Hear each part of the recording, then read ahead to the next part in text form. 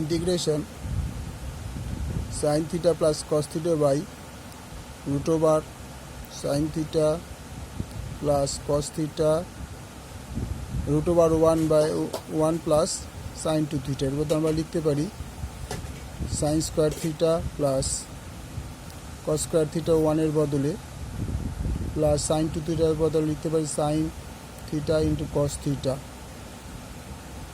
D theta.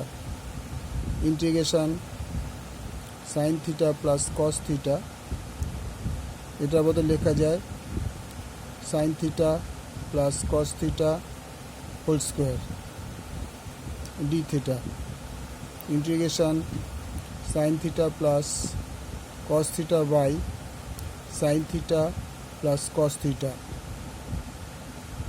D theta. এটা কেটে যায়, তো থাকে integration D theta, answer theta plus C. Okay, thank you.